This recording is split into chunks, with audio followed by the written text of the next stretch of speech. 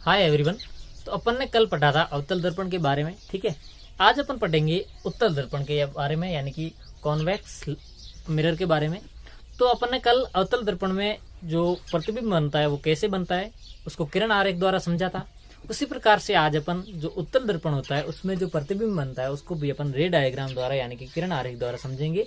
उसका जो प्रतिबिंब है वो कैसा बनेगा, यानी कि जो उत्तल दर्पण होता है उसमें प्रतिबिंब हमेशा सीधा बनता है और दर्पण के पीछे बनता है, ये अपन को पता है, ठीक है।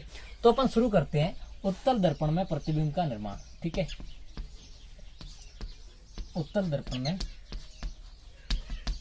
प्रतिबिंब का निर्माण,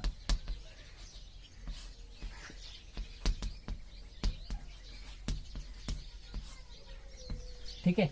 यहां अपन कहें इमेज फॉर्मेशन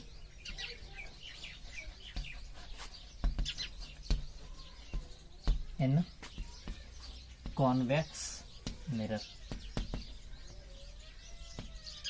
ठीक है।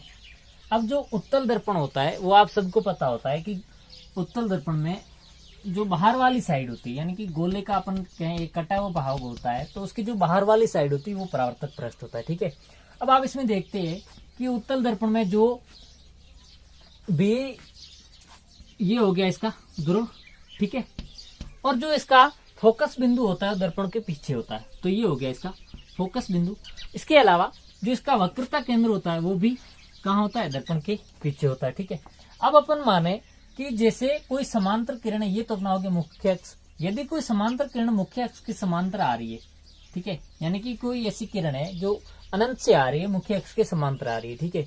तो यदि वो मुख्य अक्ष के समांतर आएगी तो वो जब परावर्तित होगी तो परावर्तन के पश्चात मुख्य फोकस से गुजरती हुई दिखाई देगी, यानी कि इस प्रकार से दिखाई देगी, ठीक है। इसके अलावा ये तो होगी मुख्य अक्ष के ऊपर समांतर। अब यदि अपन मुख्य अक्ष के नीचे और समांतर माने तो ये इस प्रकार से होगी, ठीक है। तो यहाँ से किरणें आ रही है और यहाँ पे वापस परावर्तित होकर लौट जा रही है, ठीक है। अब अपन देखते हैं कि यदि अपन इसको पीछे की ओर बढ़ाएं, ठीक है, तो ये मुख्य फोकस पर मिलती हुई प्रतीत होती है, ठीक है। इसी प्रकार अब अपन दूसरा देखें कि यदि कोई किरण ऐसी है जो कि वक्रता केंद्र से गुजरती हुई दिखाई दे रही, ठीक है, जैसे अपना यहाँ से देख रहे हैं, ठीक है, जैसे ये हो गया अपना वक्रता केंद्र। अब ऐसी किरण जो यहाँ से आ रही है वक्रता केंद्र से गुजरती हुई दिख रही है, वो भी जब परावर्तित होगी तो परावर्तन के पश्चात वापस उसी दिशा में लौट जाएगी, ठीक है। तो ये तो एक पहली बात ये कि जो समांतर अक्ष के मुख्य अक्ष के समांतर होगी वो फोकस बिंदु से गुजरती हुई दिखाई देगी, ठीक है, परावर्तन के पश्चात। और जो वक्रता केंद्र से गुजरती हुई दिखाई दे रही है वो जब परावर्तन होगा तो परावर्तन के पश्चात वापस उसी दिशा में लौट जाएगी, ठीक है। इसके अलावा तीसरी बात ये है, तीसरा पॉइंट अपने जो कार्तीय चिन्ह जो अपने रे डायग्राम था उसमें ये था कि यदि कोई तिर्यक आ रही है तो समांतर जो अपना मुख्य अक्ष था उसके दूसरी साइड से समान कोण बनाते हुए वापस से लौट जाएगी। यानी जैसे ये आई था तो यहाँ पे आर आएगा, तो आई और जो कोण आर है, कोण आर और कोण आई है, यानी कि जो एंगल ऑफ इंसिडेंस और एंगल ऑफ रिफ्लेक्शन, यानी कि आपतन कोण और परावर्तन कोण दोनों बराबर होंगे, ठीक है। तो ये तो था इसका समांतर किरण आ रही है तो किस प्रकार से अपन उसको दर्शाएंगे, ठीक है। अब अपन शुरू करते हैं कि इसमें जो इमेज फॉर्मेशन होती है वो किस प्रकार से होती है, यानी कि जो प्रतिबिंब निर्माण होता है वो किस प्रकार से होता है, ठीक। अब अपन पहला पढ़ रहे हैं कि यदि जो बिंब है या अपना ऑब्जेक्ट है वो अनंत पर है, कहाँ पर है, जो अपना बिंब है वो अनंत पर है, यानी कि ऑब्जेक्ट है वो अनंत दूरी पर, ठीक है। तो ये हो गया अपना उत्तल दर्पण, ठीक है, यानी कि ये हो गया उत्तल दर्पण, ये हो गया इसका फोकस बिंदु, और ये हो गया इसका ध्रुव, और ये हो गया इसका वक्रता केंद्र, ठीक है। अब अपन देखते हैं कि जब अनंत दूरी पर होता है तो इस प्रकार से रेखाएं यानी किरणें आपतित होती है, ठीक है। अब जब कोई किरण यदि मुख्य अक्ष की ओर गुजरती हुई दिखाई दे रही है, ठीक है, जैसे यहाँ से किरण आ रही है, अनंत से आ रही है तो यानी कि यहाँ से आ रही है, ठीक है। जब कोई किरण मुख्य अक्ष पर गुजरती हुई दिखाई देती है तो परावर्तन के पश्चात वो जो अपना मुख्य अक्ष होता है उसके समांतर हो जाती है, यानी कि इस प्रकार से हो जाती है, ठीक है। तो ये इसका जब अपन इसको पीछे की ओर बढ़ाएंगे तो ऐसे हो जाएगा, ठीक है। इसके अलावा जब दूसरी बात ये कि कहाँ अनंत दूरी पर है तो दूसरे भी किसी भी किरण के रूप में आ सकती, ठीक है। तो यहाँ पे अपन माने कि वो वक्रता केंद्र से आ रही है, ठीक है, यानी वक्रता केंद्र की ओर जा रही है। तो जो किरण वक्रता केंद्र पर गुजरती हुई अपन को दिखाई देती है वो परावर्तन के पश्चात वापस उसी दिशा में लौट जाती है, यानी कि जिसे इस दिशा में आ रही है तो परावर्तन के पश्चात उसी दिशा में लौट जाएगी, ठीक है। अब जब अपन इसको इन दोनों किरणों को मिलाते हैं, यानी कि जाती हुई किरणों को जो अपने परावर्तित किरण हुई है उन परावर्तित किरणों को आपस में मिलाते हैं तो वहां पे प्रतिबिंब बनता है। तो यहाँ पे अपन मिला रहे तो प्रतिबिंब यहाँ पे बनेगा, ठीक है।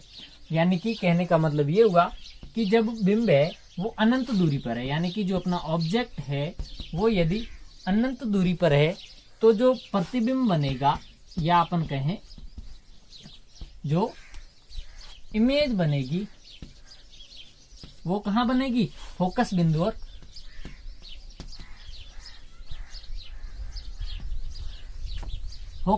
और वक्रता केंद्र के बीच, ठीक है। इसके अलावा प्रतिबिंब है जो सीधा बन रहा है, ठीक है, और इसी के साथ ये आभासी है। क्यों? क्योंकि ये दर्पण के पीछे बन रहा है, यानी कि वर्चुअल होगा, ठीक है। ये आपको मैंने पहले ही बता दिया था कि जो भी उत्तल दर्पण द्वारा जो भी प्रतिबिंब बनेगा वो सीधा बनेगा और हमेशा आभासी बनेगा। इसके अलावा जो प्रतिबिंब बनेगा वो छोटा बनेगा, यानी अनंत दूरी पर है तो ये प्रतिबिंब बड़ा है और उसके तुलना में ये प्रतिबिंब छोटा है। इसको अपन बिंदुवत भी मान सकते हैं। क्यों? क्योंकि वो अनंत दूरी पर स्थित है, ठीक है। इसको अपन बिंदुवत भी मान सकते हैं, ठीक है। तो ये तो था अपना उत्तल दर्पण में पहली स्थिति जहां पे जो अपना बिंब है या ऑब्जेक्ट है वो अनंत दूरी पर स्थित है। अब यदि अपन बिंब को वक्रता केंद्र के आसपास ले आए, ठीक है, तो दूसरा पॉइंट होगा अपना वक्रता केंद्र के पास। अब अपन दूसरा बिंदु मानते हैं कि यदि जो अपना पर बिंब है या जो अपना ऑब्जेक्ट है वो यदि एक फिक्स डिस्टेंस पे रखा हुआ हो, यानी कि पर जो अपना दर्पण है जैसे ये अपना उत्तल दर्पण है उसकी एक निश्चित दूरी पर रखा हुआ हो, ठीक है। जैसे ये यहाँ पे इसका हो गया F या अपन कहें फोकस बिंदु, ये यहाँ पे हो गया वक्रता केंद्र या C, ठीक है। जब माना कि अपना जो बिंब है वो इस निश्चित दूरी पर रखा हुआ है, ठीक है। अब यदि निश्चित दूरी पर रखा हुआ है तो इससे किरण है जो उत्तल दर्पण पर क्या होगी, आपतित होगी, ठीक है। आपतन के पश्चात यानी जब ये आपतित होगी तो आपतित होने के बाद ये परावर्तित होगी। क्यों? क्योंकि ये परावर्तक पृष्ठ है, ठीक है। जब परावर्तक पृष्ठ पर परावर्तित होगी तो इस प्रकार से परावर्तित होगी कि अपने को जो अपना फोकस बिंदु है उससे गुजरती हुई दिखाई देगी, ठीक है। तो ये इस प्रकार से परावर्तित होगी, ये होगी पहली किरण, ठीक है। इसके अलावा दूसरी अपन बात करें तो जैसे ये अपना हो गया क्या है, बिंब है, ठीक है। बिंब से गुजरने वाली ऐसी किरण जो कि मुख्य फोकस से जा रही है, जैसे अपन इसको इस प्रकार से मुख्य फोकस से होकर गुजर रही है, ठीक है। माना कि ये मुख्य फोकस से गुजर रही है। जब ये मुख्य फोकस से गुजरेगी तो वो कैसी हो जाएगी, मुख्य अक्ष के समांतर हो जाएगी। यानी कि जब किरण मुख्य फोकस से गुजरती हुई दिख रही है तो वो परावर्तन के पश्चात मुख्य अक्ष के समांतर हो जाएगी। अब ये अपन देखते हैं कि ये दोनों किरणें हैं जो आपस में कहाँ पे काट रही है, मुख्य फोकस पर काट रही है। तो जो अपना प्रतिबिंब है वो फोकस बिंदु पर बनेगा, ठीक है। यानी कि प्रतिबिंब बनेगा वो फोकस। यहाँ पे अपन जो किरणें आपस में कट करवाएंगे वो जो किरणें परावर्तित होती है उनको अपन क्रॉस करवाएंगे, ठीक है। तो यहाँ पे जब अपन देखते हैं कि जब पहली तो किरण ये यहाँ पे परावर्तित हो रही है तो ये अपन इसको हटा देते, ये किरण रख देते हैं, ठीक है। अब जो दूसरी किरण परावर्तित हो रही है मुख्य अक्ष के समांतर है तो इस प्रकार से ये अब ये दोनों किरणें यहाँ पे एक दूसरे को काट रही है, ठीक है। तो अब आप देखते हैं कि जो अपना प्रतिबिंब है वो ध्रुव और फोकस के बीच में बनेगा। यानी कि जो प्रतिबिंब होगा वो यदि अपन का बिंब है वो निश्चित दूरी पर रखा हुआ है, ठीक है, यानी कि फिक्स डिस्टेंस पे रखा हुआ है, तो जो अपना प्रतिबिंब बनेगा या अपन कहें जो इमेज बनेगी, जो प्रतिबिंब बनेगा वो फोकस बिंदु और ध्रुव के बीच बनेगा, या अपन कहें ओ अपन ने इसका ध्रुव का नाम रखा है, तो ध्रुव बिंदु और फोकस के बीच बनेगा। ठीक है, इसके अलावा प्रतिबिंब सीधा बनेगा। ठीक है, देख रहे हैं आप, सीधा बन रहा है।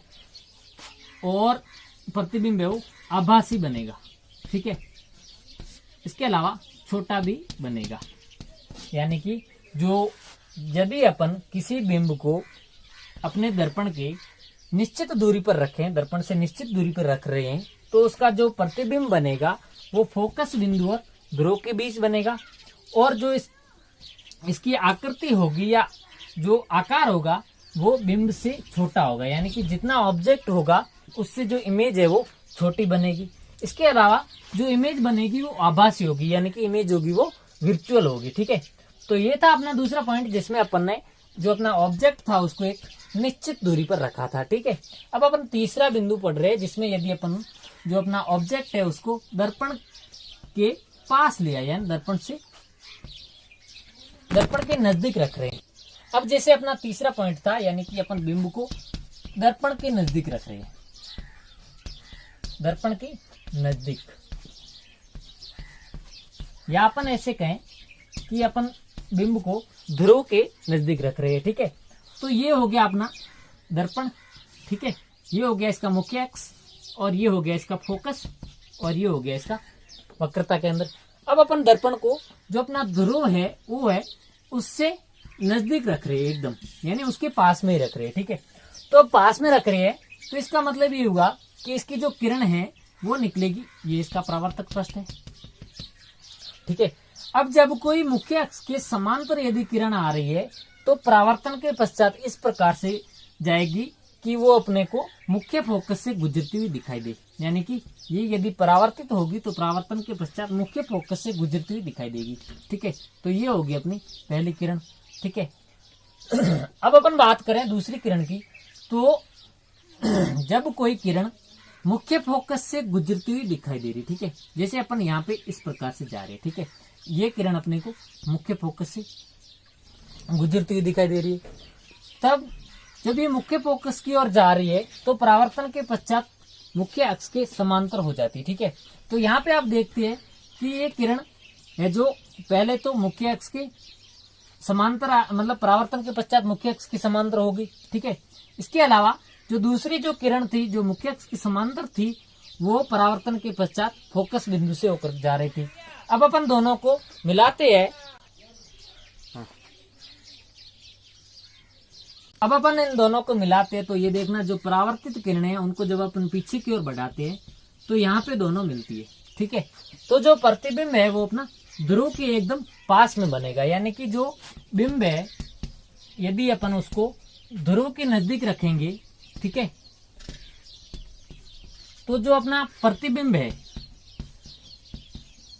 या अपन कहें जो इमेज है वो भी ध्रुव के नजदीक बनेगी। ठीक है, इसके अलावा जो प्रतिबिंब है वो सीधा बनेगा।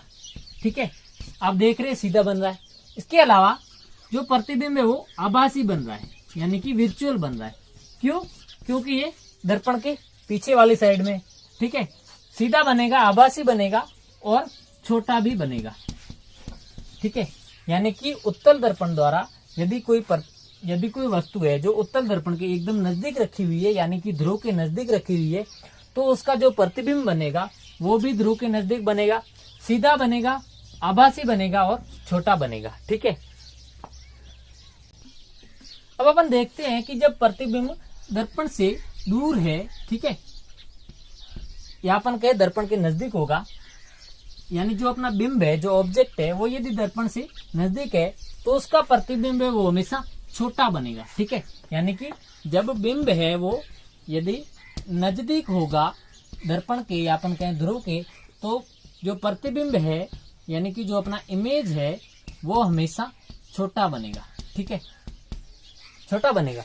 तो इसके द्वारा जो अपने जैसे जो गाड़ियां होती है उनमें जो साइड कांच और पीछे का दृश्य देखने के लिए जो कांच लगे हुए थे या अपन कहें जो मिरर लगे हुए थे, दर्पण लगे हुए होते हैं, उनमें अपन किसका प्रयोग करते हैं? उत्तल दर्पण का प्रयोग करते हैं। ठीक है, यानी कि जो वाहनों का दर्पण होता है, जो साइड मिरर होता है, ठीक है, उसमें अपन उत्तल दर्पण का प्रयोग करते हैं। क्यों? क्योंकि इसके द्वारा जो वाहनों के जो पीछे का दृश्य होता है सारा, ठीक है, या अपन के जो साइड से गाड़ियां आ रही होती है उनका अपन पता लगा सकते हैं। और इसमें जो प्रतिबिंब बनता है वो एकदम से छोटा बनता है और सीधा बनता है, जिससे अपन को आसानी से ये पता लग जाता है कि जो पीछे वाली गाड़ी है वो कितनी दूर है, या फिर उससे और अपने वाली गाड़ी से के बीच में जो दूरी है वो कितनी है। ठीक है, इसके अलावा जो एटीएम मशीन होती है, ठीक है, तो आजकल जो एटीएम मशीन होती है उनमें भी अपन उत्तल दर्पण का प्रयोग करते हैं। ठीक है, क्यों? क्योंकि जो एटीएम मशीन होती है उसके जस्ट सामने यदि उत्तल दर्पण लगा हुआ होगा तो जो आदमी एटीएम का यूज करने जा रहा होता है तो उसके पीछे का जो दृश्य होता है वो सारा का सारा उसको उसमें उत्तल दर्पण में दिख जाता है। तो इससे उसकी सुरक्षा भी बढ़ जाती है, यानी कि एटीएम की सुरक्षा के लिए अपन उत्तल दर्पण का प्रयोग कर सकते हैं, जिससे कि जो आदमी एटीएम का प्रयोग करता है उसके जो पिन और पासवर्ड या फिर एटीएम से कुछ गड़बड़ हो रही होती है तो उसको वो आराम से देख सकता है। ठीक है, तो ये था आज का टॉपिक जिसमें अपन ने उत्तल दर्पण यानी कॉन्वेक्स मिरर के बारे में पढ़ा। उसके द्वारा जो इमेज बन रही थी वो अपन ने पढ़ी।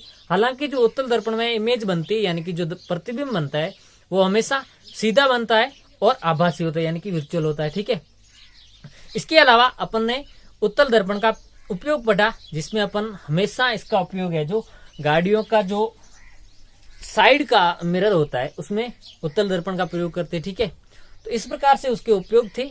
आई होप आपको ये समझ में आया होगा। Thank you so much.